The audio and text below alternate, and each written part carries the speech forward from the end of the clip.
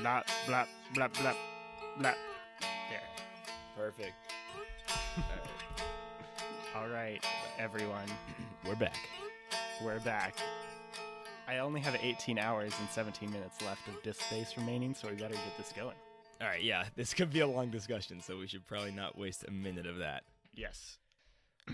Hello, everyone. I'm Cory. And I'm Isaac. And we are here to talk about movies. Indeed. Today we are talking about the wonderful new film that just came out as a pre-release in theaters. We don't quite have the ability to go to movies, early releases with all the critics, but we did get to go to this one. They don't give us press passes usually. They don't, unfortunately, despite our immense fan base. Yeah, huge credibility. But AMC, thank you for your little pre-release screening. We got to see this one a week before its official release, and so we get to get it out now a day before it actually officially comes out. That film is Knives Out, the new 5th Rian Johnson film. It's Thanksgiving, if you're listening to this on release day. You probably have nothing else to do while your mom is making the food, so feel free to begin this 18-hour journey with us as we discuss the great and wonderful Rian Johnson. Yeah, and we give thanks to him as a filmmaker. Yes. Dear Rian Johnson, we are gathered here today to... Okay, I'm done. How should we start this one, Isaac? Well, let's see here. We have, over the past week or so, been granted the opportunity by various streaming services to watch all of Rian Johnson's movies, which are Brick, The Brothers Bloom, Looper, Star Wars The Last Jedi, and then finally Knives Out. Pretty concise filmography with a diverse spread of genres in there, although all the films, I think, are united by Rian Johnson's style and vision. If you know anything about those movies, you know he at least uses a couple actors in a few of them. Joseph Gordon-Levitt is in a couple. Who else? Brick and Looper. Does he actually have any other carryovers? Maybe not. Okay, I guess I was just lying. I saw the one cameo of the one girl from Brick in The Brothers Bloom, but that doesn't really count, does it? Yeah. So I guess he doesn't. He doesn't really. So, okay, let's take a step back there, and we'll just say that they all seem united somehow under Rian Johnson's vision of writing and directing all of his films. Mm-hmm. Yeah, he is the visionary auteur behind all of them. Although there's probably an interesting discussion to be had about Star Wars, specifically considering the degree to which the studio might have played a role in the development of that film. Although, to be entirely honest, the finished product, it seems like a movie that would not have gotten through a design by committee approach, even though it is a $200 million blockbuster.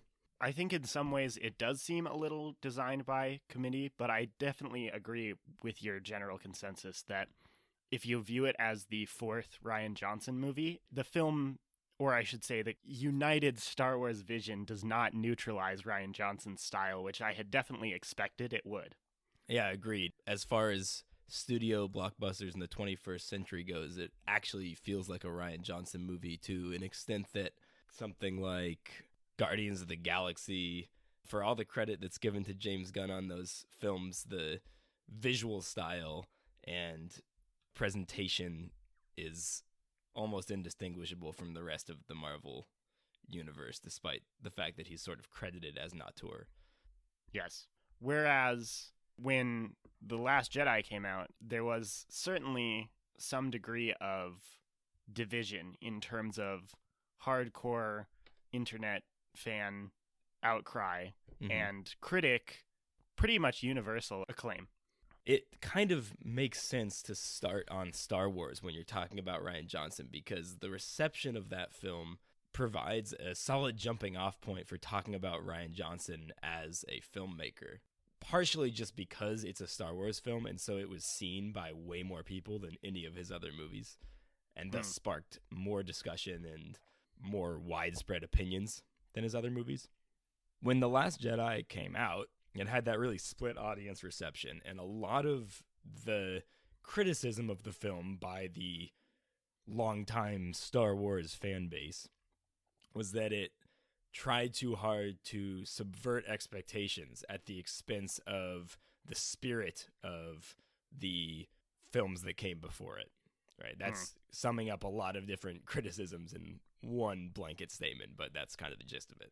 I think that makes sense. I think the overall consensus was that it didn't feel like a Star Wars film in its own right. It instead seemed like a middle entry, so to speak, that was treading water with its own story that wasn't really, importantly connected into the rest of the Star Wars universe. Right. I think what we should focus on here is the fact that it was criticized for that specific reason, for its attempts to subvert expectations. When, by handing the reins on the Star Wars franchise to Rian Johnson, if you take a peek at his filmography up to that point, it becomes not at all surprising that he did what he did with the Star Wars franchise. Not even remotely. And I think it was kind of odd and telling that the first Rian Johnson film I saw was The Last Jedi, because then going back and watching Brick, The Brothers Bloom, and Looper, The Last Jedi just fits so well in that timeline of his filmography. It would have almost been strange to see a straightforward film from him, or at least a film that did not in some way capture your attention through its plotting and filmmaking style. Mm-hmm. Let's go back now and maybe chart the course of Rian Johnson. Does Rian Johnson's tendency to upend expectations within the frameworks of beloved genres boost the quality of his films, or is it a cheap tactic to say gotcha to his viewers? There really is kind of a gotcha moment in all of his films, but honestly, that isn't really what I remember out of all of them. That's just another essential element to what makes up Johnson's overall appeal and overall style. Mm-hmm. It's not necessarily that single moment that defines it, right? It's this meticulous effort all around, constructed by his vision, his story and his direction, that ends up creating a uniquely unified vision in his 5 films, despite their extremely disparate genre choices. Mm-hmm. I would have to agree with that. I think that what you said about the subversion of expectations just being one part of a much larger whole is a very important point. Like he's not a shallow director who's just concerned with a crazy twist a la M. Night Shyamalan. He uses those kinds of twists, although they don't feel as much like twists as they do just sort of sharp turns in the story. Yeah. It's almost that he's relying on other films that have used that also, or just other stories, right? His first movie, Brick, is based on the kind of noirish mystery, a civilian-esque protagonist that basically becomes a detective trying to figure out a crime in this, world of corruption.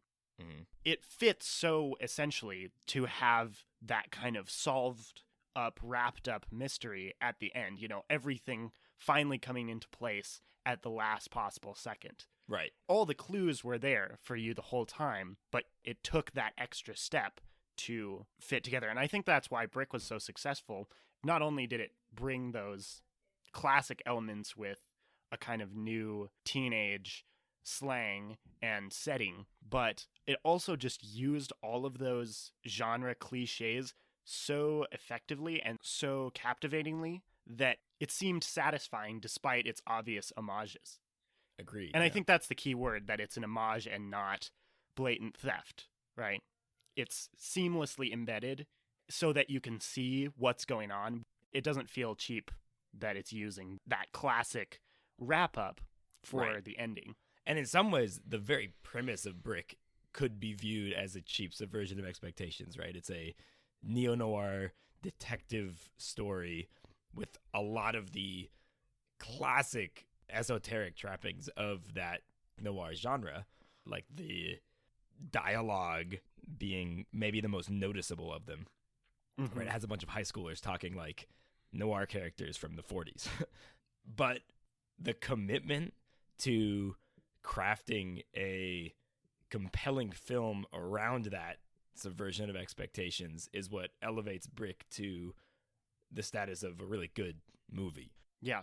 I think that, yes, that commitment helps. And also the fact that he wanted to go that extra step, right? It was clear from the onset that he wasn't just putting two random things together and letting that run wild, right? He had that concise and determined quality to the film that just locked you in the whole time. Mm-hmm.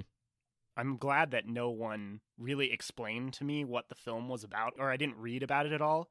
I just went in blind, and immediately it worked because I could see from frame one that what he was doing, it was obviously putting these two ideas together, Right. and yet it did not feel cheap or forced at all. Right. And if I had, read, hey, this is a noir film about teenagers talking like 40s noir characters, I would not have expected that to work at all and would almost have been waiting for it not to work because it seems so obvious that it wouldn't work.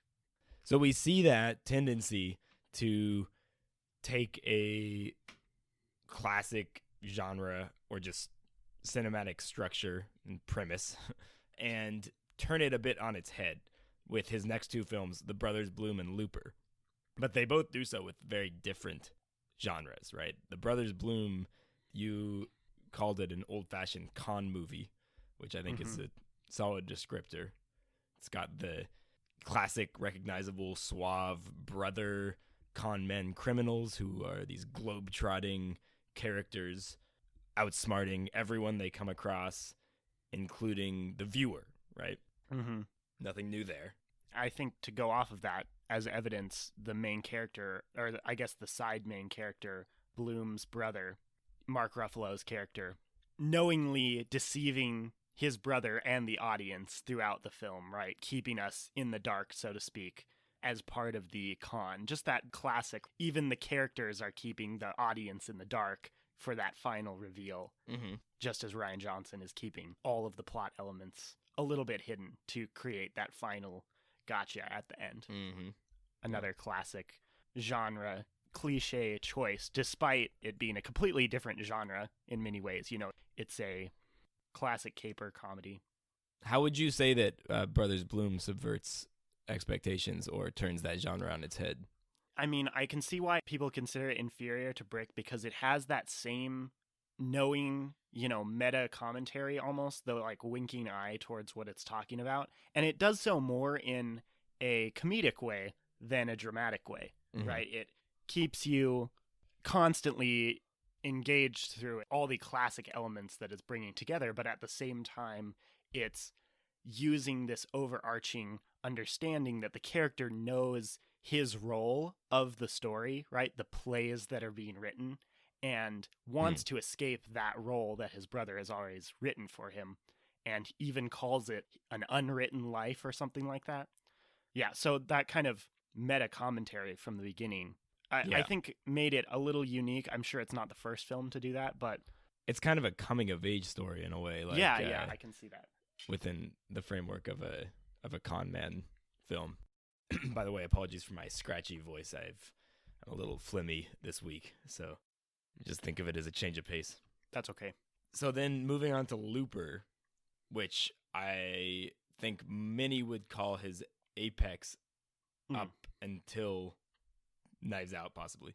Yeah, arguably, for sure. He takes a total hard turn and makes a sci-fi time travel movie. Yes. So does this fit our narrative of Rian Johnson taking a classic framework and twisting it up a little bit while still paying homage to it? I think so, and I think that the distinction that elevates it even further from the other two is that, like, it's obvious those traits that it's borrowing from classic sci-fi and time travel movies, but it doesn't have that same meta commentary as much, and I think it more is focused on its characters and stories unfolding in a satisfying way. In many ways, it's more straightforward, but at the same time, you don't watch it like it's straightforward. Just because all of the little elements coming together work so well and seamlessly that it doesn't need an overarching meta commentary to be very forcefully thrown at you. I agree. I think that if there's a clear subversion of expectations that you can point to here, it's how ultimately simple the plot is.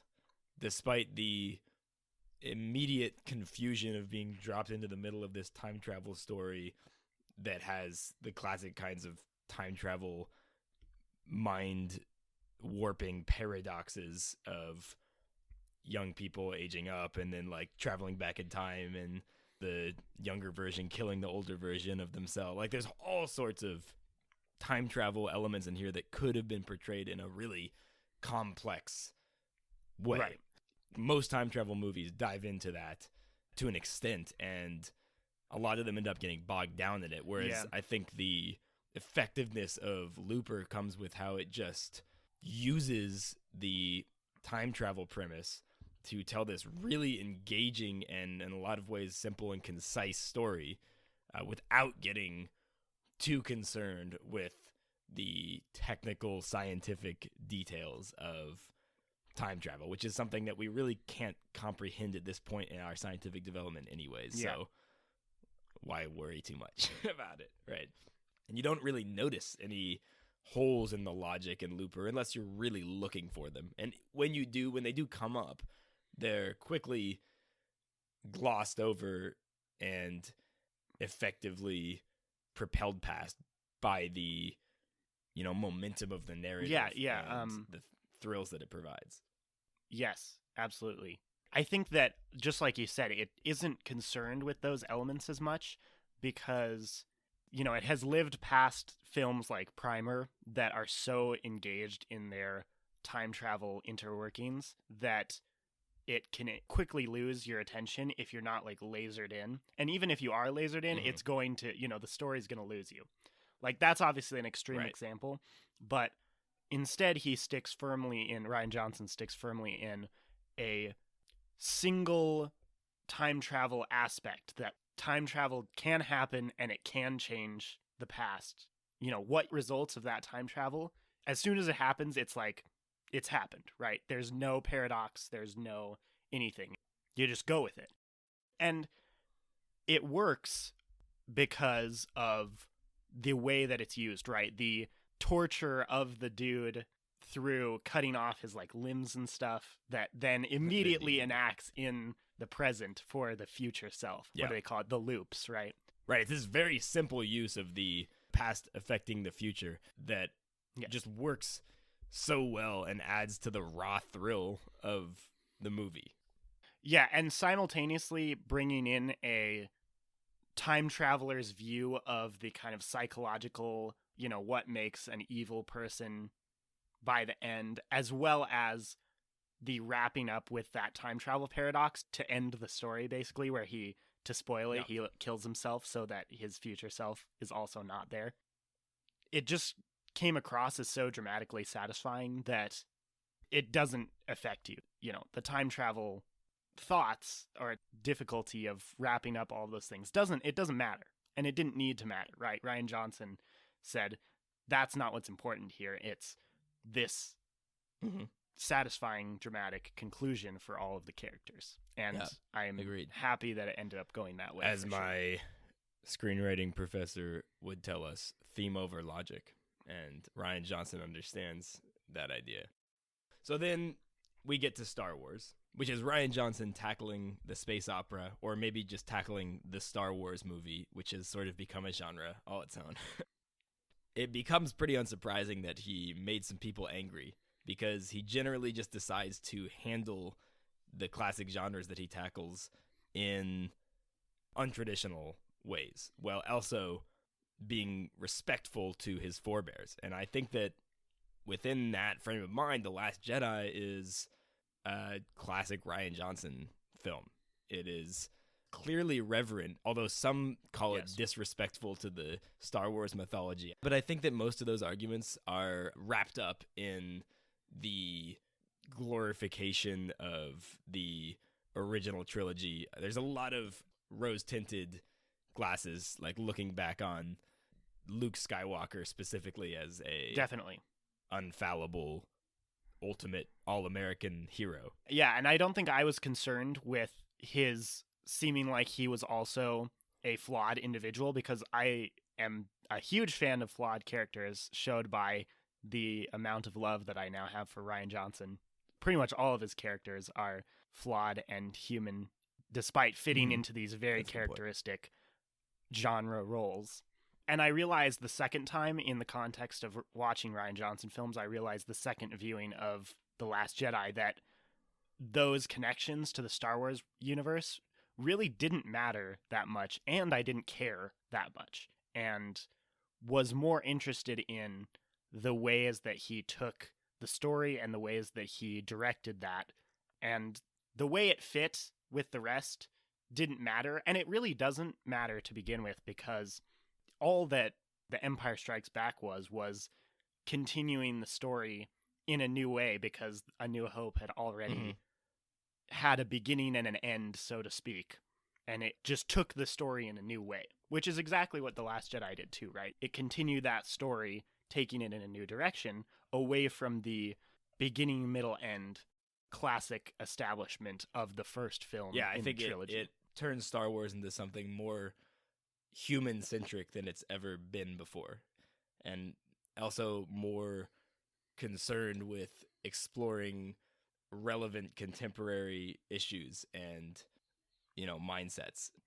It's in a lot of ways a more immediately relevant and human film than any prior Star Wars movie. I think my final thought on The Last Jedi, and probably my only criticism that I have now, because it's so recent from watching it, it has too many storylines that end up taking away a little bit from each of them, right? Instead of focusing on 2 or 3 of the 3 or 4 that you can delineate, it ends up sharing too much screen time while broadening the universe, which I think is what you liked about it, right? Right, almost actually reducing the scope of the universe in some ways, considering the short time frame and the immediacy of the threat that is descending upon the rebels in this movie, right? Like, it's a small scale conflict, even though it has large scale ramifications. Yeah, I can see that. But anyway, I think that there was some fat that could have been trimmed, and rather than trying to give a dramatically satisfying ending to each of the characters it was focusing on, it should have given more to, say, like Rey or something like that, someone that we're actually extremely invested in, and that they were already doing really well in The Last Jedi in terms of outlining their character and taking them in new directions. They shouldn't have given as much, I think, to Poe Dameron or Finn. I think that ended up not quite giving enough to them, and then also not quite giving enough to Rey. And so I think they could have cut out some to make a better film. But I think that's just a nagging concern that I don't know if it actually would have been better. Yeah. And it's impossible to say, like, I don't have a clear vision for it. And I think that, like I said, watching it second time, it didn't really matter as much to me, all of those aspects. The Poe Dameron story, I actually think, is quite an effective part of the film, in that it takes this classic McChismo-fueled cowboy hero archetype, a tradition that Poe is in some ways continuing from, like, Han Solo, and it forces him to completely reconsider his approach and his beliefs through the things that happen to him in the film, which ultimately results in some tangible growth and new understanding that is achieved for his character. And at the same time, he is given chances to shine and to kind of be his classic self, who is also now aware of these shortcomings that approach can bring. So I think it is a great example, almost a microcosm, of the way that Rian Johnson is capable of handling a classic approach, a classic archetype, altering it, forcing it to change in some way with the present times or with some, new twist, but then still being respectful to the archetype, still feeling like he's not just crinkling it up and throwing it in the trash bin. He's morphing it in a thoughtful way. It's still respectful to the original approach, if that makes sense. I think that's a good place to end it, and I think we can lead on to Knives Out now. Yeah. To me, right now, Knives Out is the perfect summation and finalization of the 5 films that he's made already. And I know he's going to make more, obviously, but beginning and ending this 5-film journey with that straight up mystery story, even though they're 2 completely different genres, right? The classic whodunit, clue-like almost mystery compared to the detective story of Brick. Yeah. Seeing that, how far he's come through all of those, gave an extra shine to Knives Out to me. Yeah, I agree. I think it combines a couple different approaches from his prior films. It gets some of the meta commentary winking aspect in there without being distracting. Like there's an overt reference to how the central mansion is like the Clue mansion, and there are a lot of archetypes of classic whodunit characters. But then there's also that ultimate feeling of simplicity, of just using the genre to tell a highly entertaining story that doesn't get bogged down in unnecessary detail, unnecessary twists and turns, basically. Even though this is a relatively twisty-turny movie. Yeah, but it uses all of those twists and tropes in a, once again, not cheap way at all. In a way that has you going for the entire film, right? It really strings you along, and you think you know what's going on and wonder, maybe, there's going to be a twist, because there always is. So do I know exactly what it is? Do I not know exactly what's going on? And then by the end, it feels so simply and obviously put together, just taking that extra step to put all the clues together, that it once again gotcha, without making it feel cheap or unsatisfying. It did not overly twist it, but twisted it just enough to keep you on the edge of your seat and keep you going along for the film. Yeah, agreed. And once the pieces do fall into place, it almost feels like you could have figured it out by yourself. Yeah, it's kind of the Looper-esque thing that you mentioned, right? That once it ends, even though you didn't get this sense through the whole movie, once it ends, you realize how simple it all was and how clearly Rian Johnson had set it out from the beginning. Right. So just to give a little context, this is Rian Johnson's take on the murder mystery genre. He packs it full of big stars, recognizable names, including Daniel Craig, most prominently, and Chris Evans, but you also get sprinkles of Jamie Lee Curtis and Toni Collette, and a memorable turn from Ana de Armas, who could have easily, I think, been overshadowed by her bigger name co-stars, but really ends up staking her claim to the film as much as any of them. Yeah, and we talked after we came out of the film about how much she was not overshadowed despite the massive, star-studded cast. Which also includes Christopher Plummer, who plays the patriarch of this large Thrombey family. Harlan Thrombey, a mystery novelist whose tendency to craft completely unpredictable and insanely original murder mystery stories is referenced at multiple points throughout the film in one of its, meta aspects.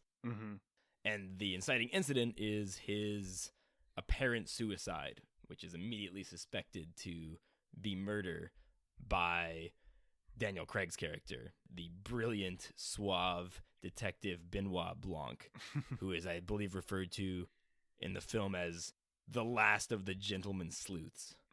I don't remember that, but that fits, yeah. He's got this somehow incredibly effective Southern drawl that, the British Daniel Craig pulls off with very amusing effectiveness. Yes.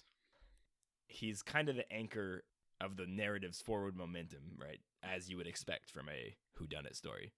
Although I think what surprisingly created the heart of the film was Ana de Armas' performance Yes. And as you were mentioning Christopher Plummer, I remembered how much that heart was established just through their interactions, right? Seeing this absolute acting giant, Christopher Plummer, at however old he is now. In the film, he's 85, so I wouldn't be surprised if he's around there.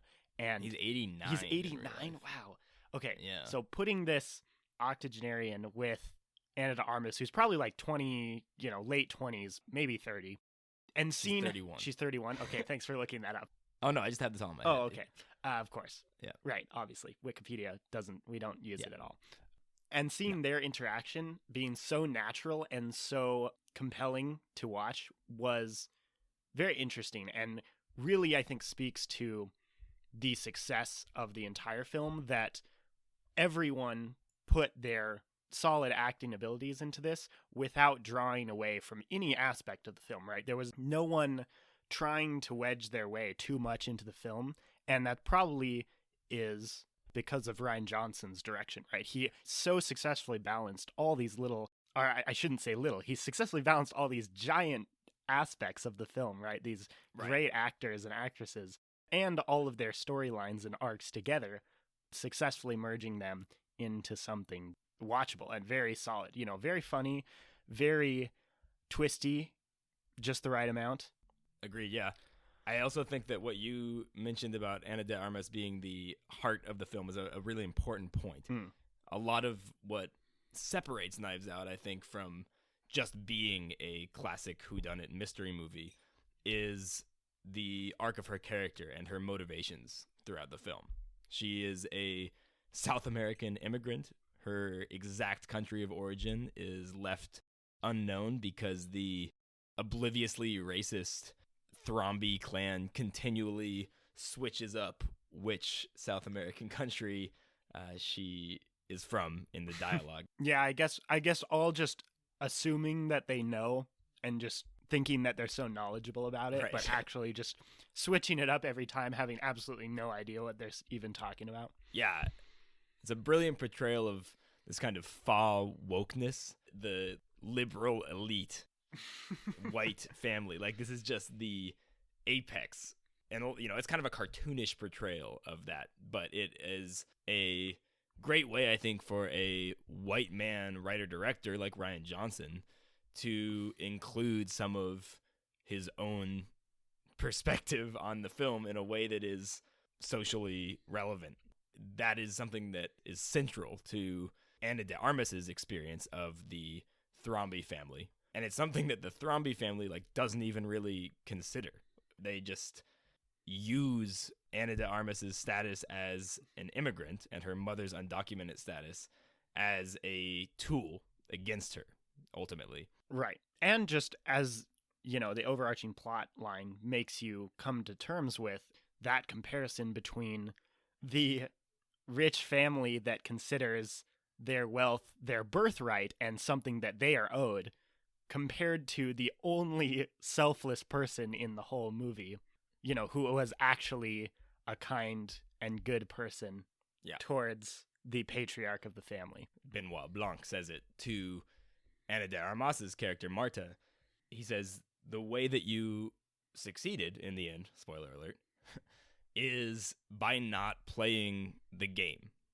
Here he's specifically referring to the game that's being played by the Thromby family, but in a more meta sense, he, I think, is referring to the structure of a classic whodunit murder mystery, where you think of all these different characters as kind of trying to backstab each other and point fingers.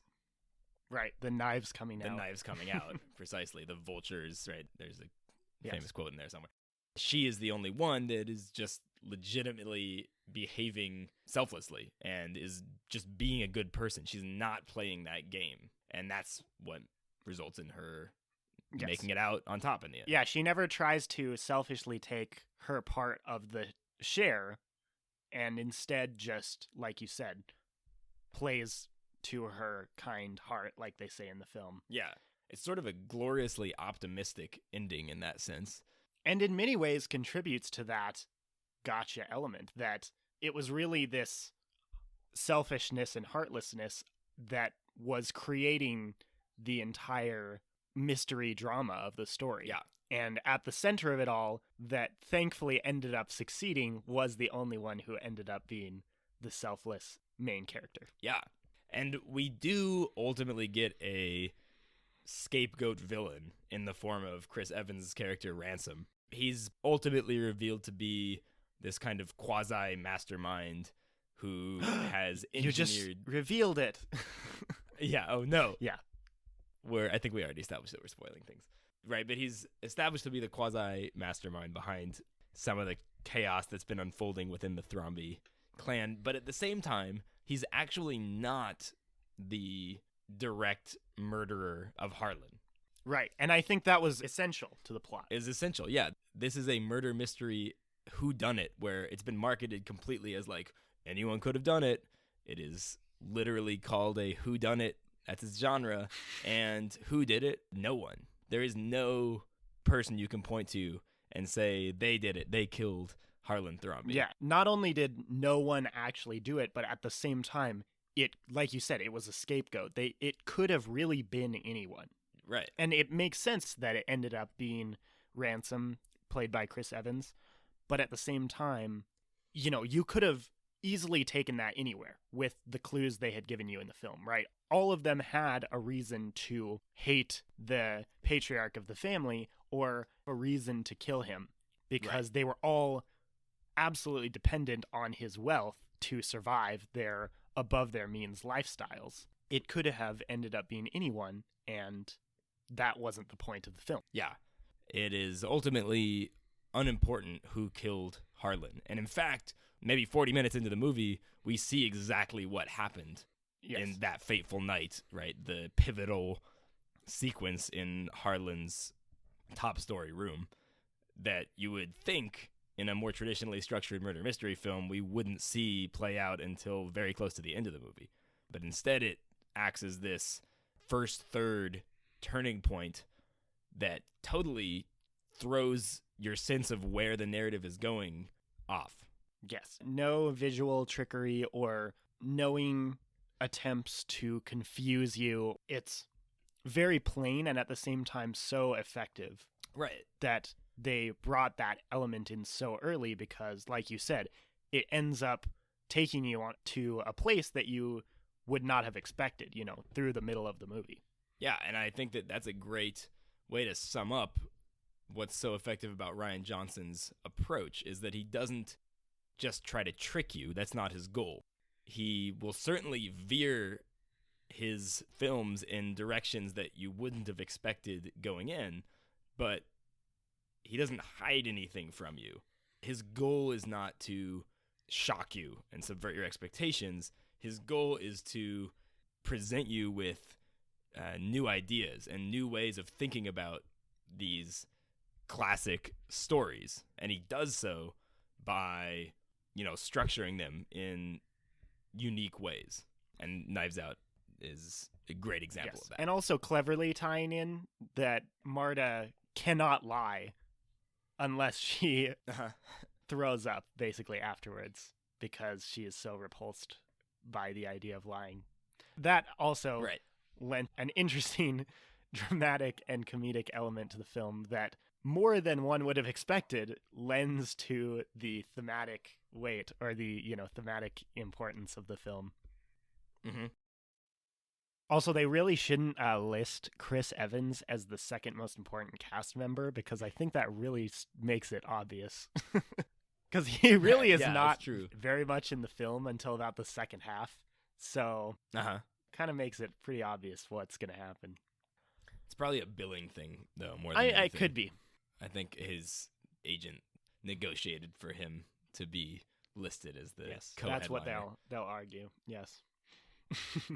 Even though I think arguably Ana de Armas is the star of the film. She gets the most screen time for sure, no question. Certainly. She's the only character that we see outside of her straightforward pursuit of the truth, right? We see her at-home life.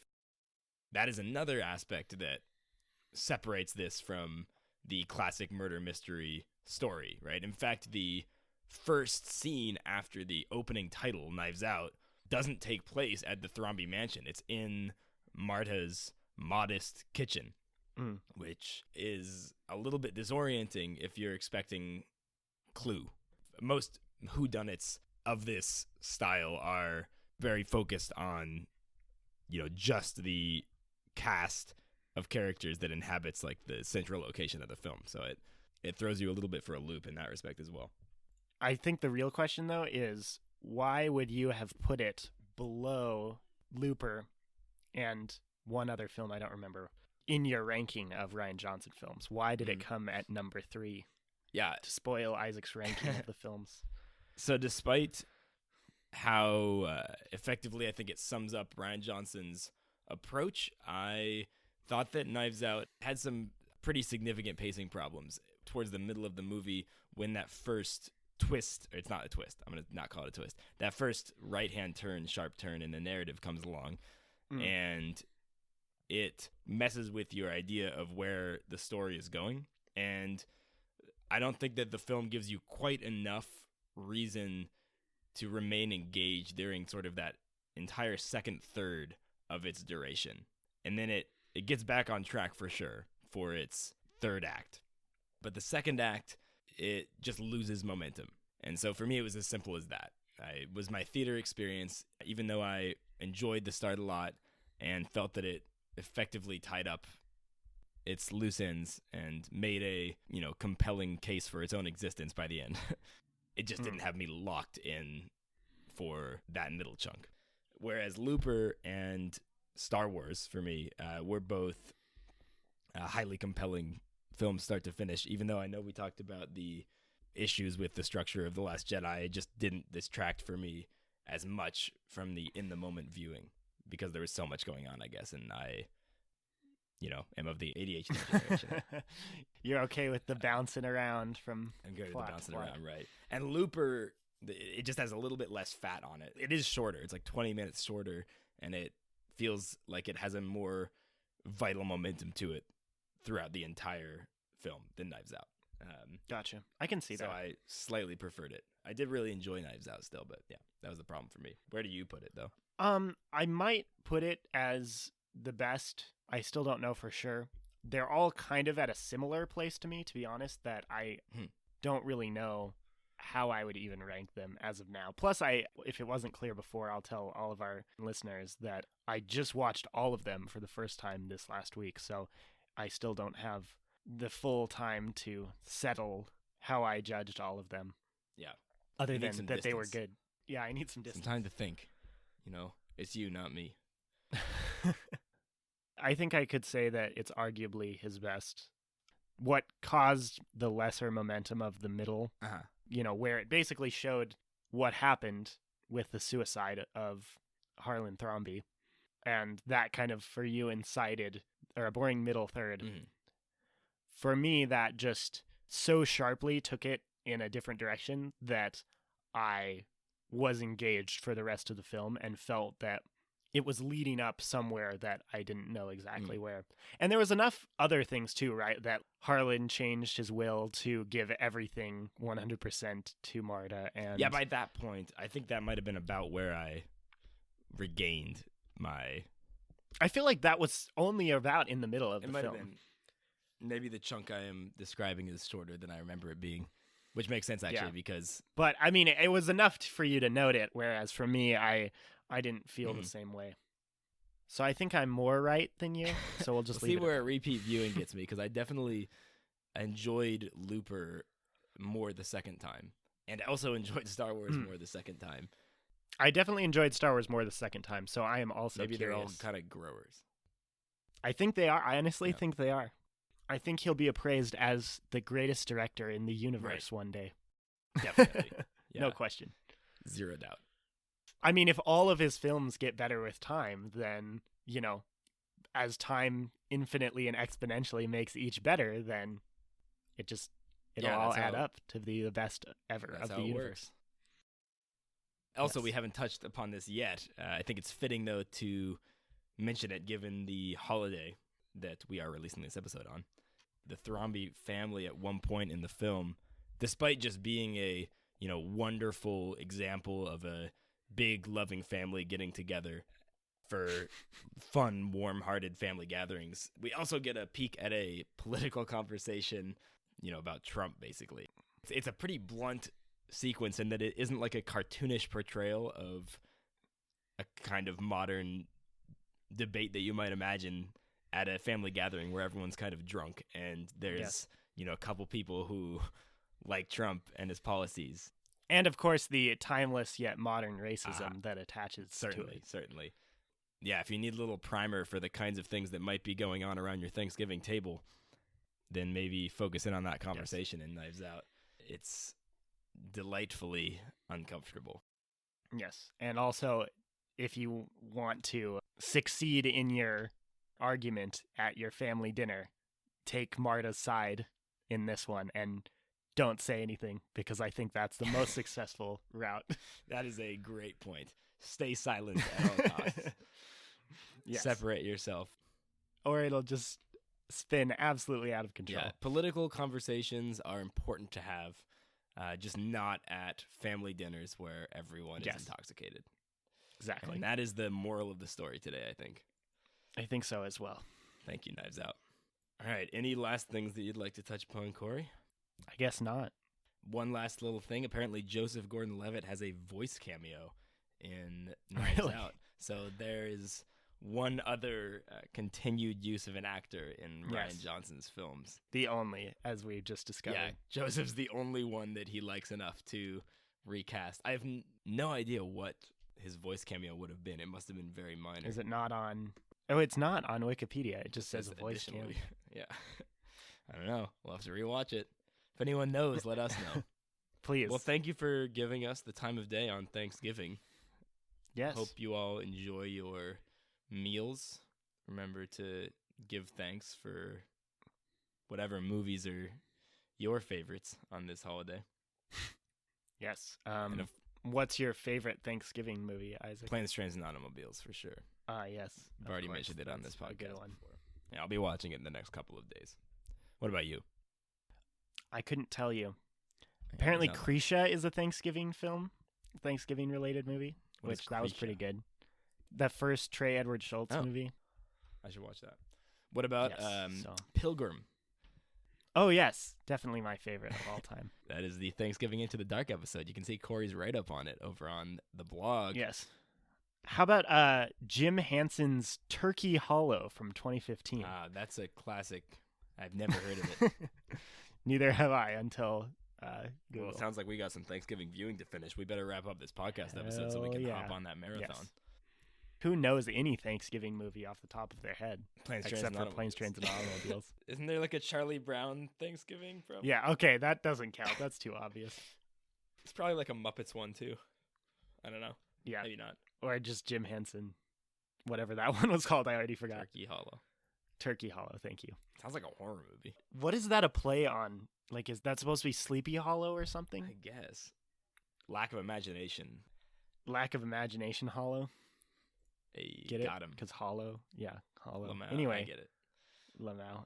Have a good Thanksgiving dinner, everyone. Yes. Don't forget to check out our blog, aboutmoviesci.wordpress.com, and our podcast page is aboutmovies.podbean.com. You can find us on all the major streaming platforms. You can hit us up on social media at aboutmoviesci.